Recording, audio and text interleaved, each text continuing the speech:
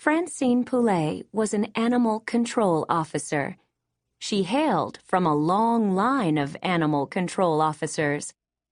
Francine's father, Clement Poulet, had been an animal control officer, and Francine's grandmother, Nanette Poulet, had been an animal control officer too. Francine had won many animal control trophies, 47 of them to be exact. In addition, Francine was the Gizzford County record holder for most animals controlled.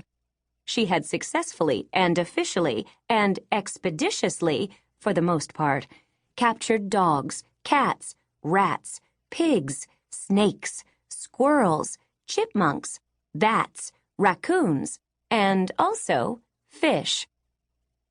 One time, Francine had faced down a bear. The bear and Francine had stared at each other for a long time. The bear blinked first. Francine Poulet was an excellent animal control officer.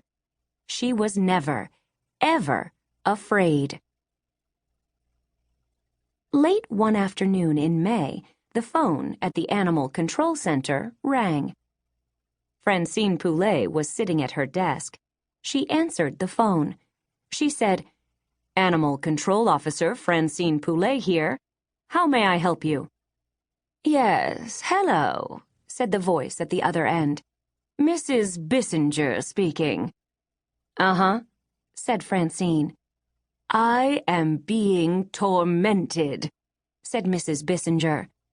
"Yep," said Francine. Everyone who called the Animal Control Center was being tormented in one way or another. Francine was never surprised to hear about it.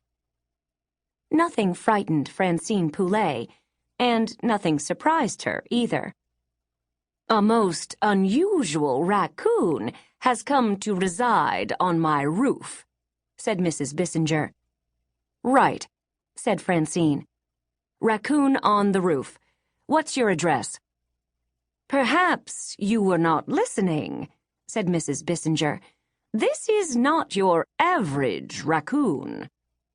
"Right," said Francine. "Not your average raccoon."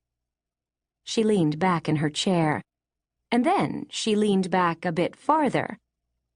Francine leaned back so far that the front legs of the chair lifted off the ground. This was a bad habit of Francine's.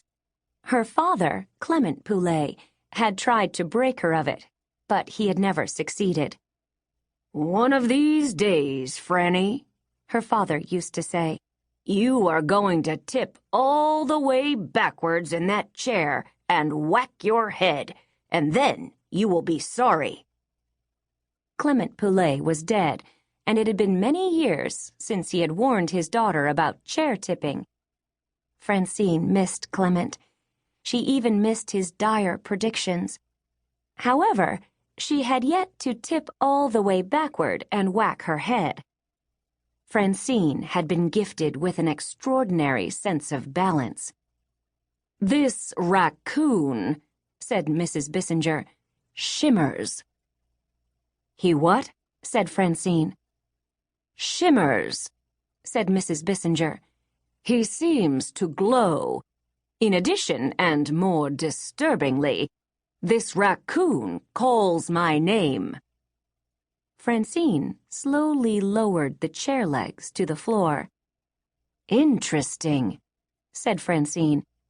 "The raccoon says, 'Mrs. Bissinger?'" "No," said Mrs. Bissinger. "He says, 'Tammy.' He screams my first name. He screams it like a banshee. Perhaps this raccoon is a ghost raccoon?" "There are no ghosts," said Francine Poulet. "And there are no ghosts of raccoons,"